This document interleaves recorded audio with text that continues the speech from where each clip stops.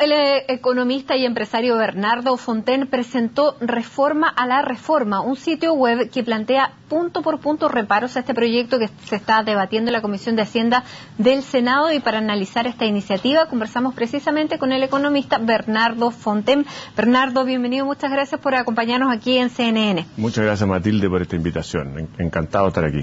Bueno, Reforma a la Reforma, un sitio web que plantea punto por punto cuáles son las principales críticas a esta reforma tributaria que ha planteado el gobierno y que sin embargo tiene según el gobierno, una gran aprobación de la población porque la presidenta Bachelet lo planteó en su programa de gobierno y al plantearlo en el programa de gobierno tiene el apoyo ya de la ciudadanía.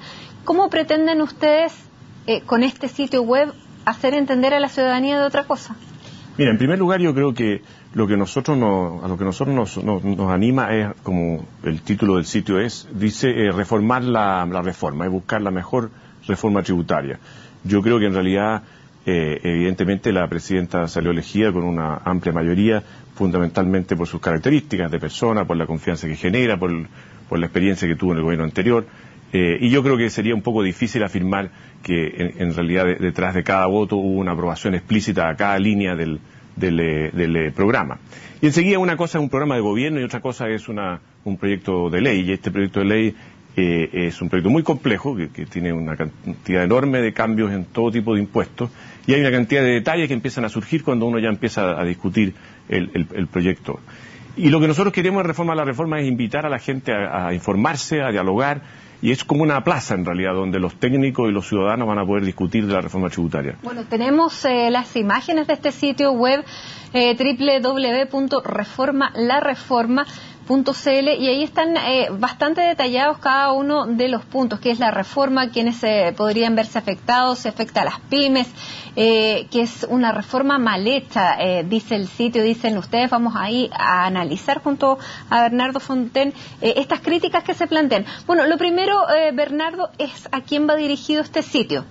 Mira, este sitio va dirigido a todo el mundo, a todos los ciudadanos que se interesen. Es nuestra intención que la gente pueda incluso consultar sus casos personales. Hay un Facebook al lado del sitio en la cual van a poder consultar cómo les suben sus impuestos, cómo se afectan, y que se puedan informar, puedan dar ideas, puedan dar iniciativas, puedan dar comentarios, y también los técnicos que quieran. Este no es un movimiento político, esto es lo único que nos anima es que a Chile le vaya bien, que a este gobierno le vaya bien, y que tengamos una buena reforma tributaria. Por consiguiente, no tenemos una ideología ni una idea monolítica, digamos, en la cabeza, sino que es un foro para discutir. Ahora, uno de los principales puntos de este sitio web dice, la reforma la pagamos todos, y es un mito de que solamente la pagan los sectores más acomodados, los ricos, como dice el video.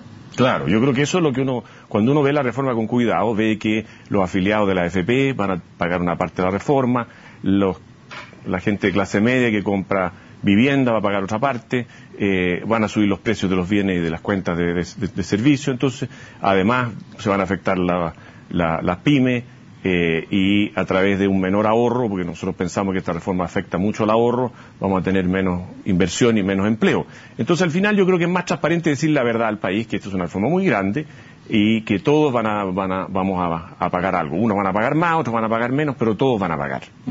Ahora, bueno, ayer escuchábamos al ministro de Hacienda, Alberto Arenas, exponer en la Comisión de Hacienda del Senado y se le preguntaban varias cosas. Por ejemplo, una de las cosas que ustedes también plantean en el sitio, por ejemplo, van a subir el precio de las viviendas. Él decía, el proyecto podría tener un efecto de entre un 2,45 y un 4,5% en el precio total. ¿Ustedes están de acuerdo? Porque si fuera así, sería un rango bastante más manejable. Mira, yo creo que cualquier alza de precio de las viviendas va a significar que va a afectar a esos compradores. Pero independiente de eso, la verdad que las cifras que nosotros hemos visto y los estudios detallados que hemos visto nos dan cifras más altas. Yo creo que la forma como el ministro está calculando o le han calculado el aumento de los precios está equivocada. Y de hecho él mismo se abrió después a comparar los estudios y a ver, porque esto es una cosa bien técnica, la forma como se aplica, si uno aplica la ley del IVA tal como está escrita, con la modificación llega a aumentos de precios sobre el 10%. Si acaso el ministro tiene en la cabeza algún otro tipo de subsidio, alguna solución alternativa, puede llegar a precios distintos, pero no es lo que está escrito en el proyecto. Que por ejemplo lo que pasa en el caso del costo de la energía eléctrica, que se plantea que podía subir hasta un 22%, sin embargo él dice que el efecto sería acotado un 0,5% en el precio de las cuentas de luz, porque se paliaría con otros efectos que precisamente lo que se quiere hacer en materia energética. Bueno, pero eso es, la pregunta entonces es que si eso fuera así, con esos otros efectos el precio de la energía caería. Por tanto, la reforma tributaria terminaría igual aumentando, ¿no es cierto? Porque si uno tiene unos efectos que sube y otros que baja, si no existieran estos efectos que sube el precio de la energía como los impuestos, quiere decir que el precio de la energía bajaría. Uh-huh. Y enseguida no solo el tema de los precios no solo se agota en el tema de la energía, se agota en que también las cuentas del agua, la fórmula de cálculo de los precios de agua está vinculada a los impuestos, y en definitiva cualquiera que haya estudiado economía sabe que una reforma tributaria de este tamaño, el costo se reparte entre los consumidores, a los cuales se les sube los precios, los dueños de las empresas que van a ganar menos y los empleados que van a tener menos oportunidades laborales. Yo creo que detrás de esto está, y eso es un poco la motivación del sitio nuestro Reforma a la Reforma, es que aquí ha faltado diálogo, nosotros ha faltado discusión, y nosotros lo que aspiramos, la verdad que nosotros nos sentimos que en todo este tema de la reforma hemos presenciado como la historia de David contra Goliat, ¿no es cierto? O sea, un conjunto de ciudadanos que tiene dudas, que hoy día abarca todo el espectro político, o sea, aquí hay un consenso técnico que critica la reforma desde los socialistas hasta el más derechista, digamos, y resulta, y de todos los ámbitos técnicos, abogados, economistas, de todo, y en realidad, y en lugar de abrirse a un diálogo, lo que hemos tenido es un gobierno cerrado, y lo que nosotros aspiramos entonces en el sitio es a poder abrir ese espacio de diálogo y a poder ser la voz de los que no han tenido un voz. Uh-huh. Pero ahora aparentemente el ministro ha cambiado el tono y ha cambiado la manera de plantearse cuando se sentó ya frente a la Comisión de Hacienda del Senado. Hay senadores que están planteando, digamos, moderaciones importantes, incluso desde la nueva mayoría. ¿Cómo valoran ustedes eso? Y si es el ministro ahora o el gobierno el interlocutor de estas disconformidades, o ustedes plantean directamente a los parlamentarios estas aprensiones. Bueno, yo creo que es ambos, pero es innegable que bajo la Constitución chilena el único que puede cambiar un proyecto de ley de impuestos es el gobierno. Por tanto, al final uno tiene que llegar a esa instancia. Mira, yo pienso que el ministro ha dicho que quiere oír, y que quiere conversar y que está dispuesto a correcciones, pero básicamente menores. Yo no le he visto tanta amplitud a realmente debatir los aspectos más de fondo de la reforma. Porque será un buen negociador y no quiere todavía... Es posible. Abrir la puerta. Yo creo que es un buen político y un buen negociador, está fuera de duda. Y creo que lo que sí más valioso que eso ha sido la enorme apertura de los senadores. Yo creo que los senadores como Lagos Weber, como Saldívar y muchos otros se han abierto de verdad a discutir la reforma, porque la reforma tiene muchos errores prácticos, ¿no? Ustedes dicen en el sitio que es una reforma mal hecha. ¿Por qué? Porque yo creo que tiene un conjunto enorme de errores que son prácticos, independiente de que uno esté de acuerdo o no con las ideas conceptuales de la reforma. Por ejemplo, el hecho de que si yo vendo una casa que yo construí, tenga que llevarle impuesto interno la factura de la construcción que hice hace 20 años, o el hecho que si yo soy un agricultor que tiene renta presunta, ahora pierdo la renta presunta y voy a tener que llevar la factura de las plantaciones, o el hecho que mismo de la renta atribuida, que es un concepto muy complicado de operar en la práctica y relativamente injusto, hacen que haya problemas técnicos, que son más allá de las ideas, digamos, que están detrás de la reforma. Independiente de eso, yo creo que el gran problema de la reforma es que además es muy compleja y vamos a tener un sistema de impuestos pero súper complejo. Piensa tú, Matilde, que hoy día hay solamente 2 registros contables para efectos de impuestos que se llama FUT y FUNT, un nombre muy sexy que le pusieron, ¿no? Que están en la contabilidad tributaria de todas las empresas. Pues bien, esta ley lo que hace es crear 4 más. Entonces vamos a tener 6 registros. O sea, el que quiere tributar va a ser aún más complejo. Mucho más complejo. Se hace ahora. Claro. Entonces eso también es algo que técnicamente no es correcto. Todos sabemos que... O sea, el que quiere va a tener que tributar. Claro. No es por gusto, pero va a ser más complejo. Claro, y la verdad que el ideal, desde el punto de vista mío, es que un niño pudiera hacer la declaración de impuestos. O sea, mientras más simples sean de pagar y de recaudar los impuestos, bueno, es menos dinero la economía gasta en esto que no produce riqueza, ¿no es cierto? Y por otra parte, también hay errores conceptuales, como afectar mucho el ahorro. Ahora, para ustedes, digamos, uno de los puntos centrales es el FUT. Sin embargo, para el gobierno, incluso para la gran mayoría de los parlamentarios, incluso ya dirigentes empresariales, Hernán von Millenbrock decía, parece que ya con esto nos vamos a tener que conformar. ¿Lo ve así primero? Bueno, yo creo que evidentemente el gobierno ha hecho una campaña muy fuerte para eliminar el FUT. Ahora, en el FUT, y esto es un poco, yo le pido disculpas a los telespectadores porque esto es un poco técnico, ¿no? Pero en el fondo en el FUT hay dos conceptos. Un concepto es el hecho de que los empresarios estén motivados a dejar la plata dentro de las empresas, a ahorrar la utilidad dentro de las empresas, lo que se llama reinvertir técnicamente, y dejen la plata dentro de las empresas creando empleo y creciendo y desarrollando sus empresas. Y cuando dejan la plata dentro de las empresas pagan un 20% de impuestos. Cuando retiran esa plata, la sacan para gastarla en su propio consumo, pagan hasta 40%. Esa diferencia es lo que hace que efectivamente las empresas tengan ahorro y tengan mayor crecimiento. Les da un motor en definitiva para poder crecer. Y eso es una cosa muy atractiva, muy interesante, muy correcta del sistema de impuestos chileno. Es correcta desde el punto de vista económico porque hace que las empresas crezcan más y el país crezca más y tenga mejores empleos.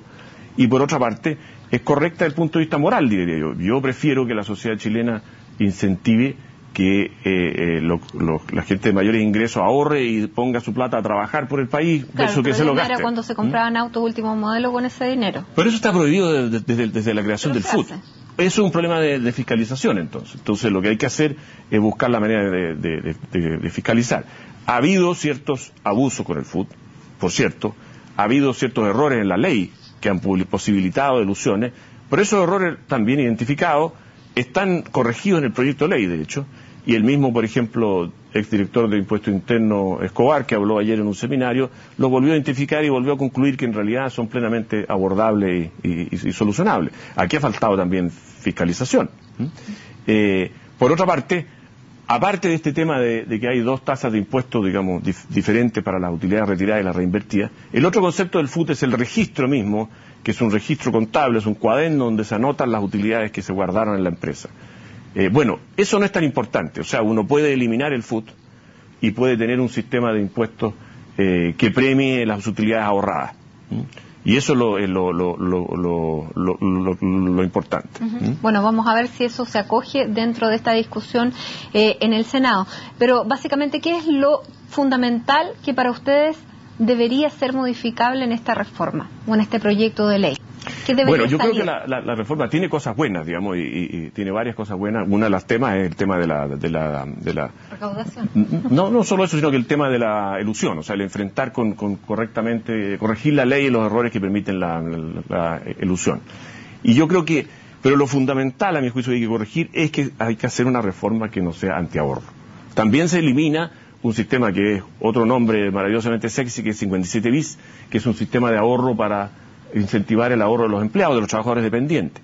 Y yo creo que Chile es un país que todavía no es un país rico y requiere ahorro. Todos sabemos que requerimos ahorro y por consiguiente tenemos que forzar a la economía a producir ahorro. Y en eso este proyecto representa un gran retroceso. Y esto obviamente no va a producir ninguna crisis, yo no estoy en una campaña del terror ni nada, pero va a significar un país más lento y que va a tener crecimiento en el empleo más lento. Bernardo, aparte del sitio, Reforma la Reforma, ¿con qué parlamentarios se han reunido ustedes? Porque es desde ahí donde hay posibilidad de hacer modificaciones, si es que se van a hacer. Mira, la verdad que nosotros nos hemos reunido con todo tipo de gente, digamos, nos hemos reunido con empresarios medianos, con empresarios grandes. Yo estuve ayer en Talca, la semana pasada estuve en Curicó, en La Serena, y también con profesionales independientes, porque también los doctores, los dentistas, los arquitectos, los publicistas, en fin, todos los que operan a través de sociedades como profesionales independientes se ven severamente afectados. Pero también hemos reunido con diputados originalmente, a pesar que en la Cámara la verdad que esto fue un simple timbre nomás y no hubo oportunidad ni siquiera de que ellos leyeran en la reforma. Pero en el Senado nos hemos juntado con senadores de DC, con senadores socialistas, con senadores de PPD, con senadores de la Alianza, y esperamos ir a presentar al Senado Y yo creo que además lo importante aquí es que hagamos una discusión transparente y pública, más que una gestión privada, digamos, y que las ideas se expresen y se discutan, y que el ministro, que es muy capaz, trate de defender su proyecto, pero con argumentos, no con eslogans. Muy bien, Bernardo Fonten, muchísimas gracias por estar aquí Matilde, conversando con nosotros y dando a conocer este sitio web, la reforma, otro elemento más para la discusión de este proyecto que ya está en el Senado, que es esta reforma tributaria, uno de los ejes del programa de gobierno de Michelle Bachelet. Muchísimas gracias. Muchas gracias, Matilde, ¿no? Muchas gracias a todos.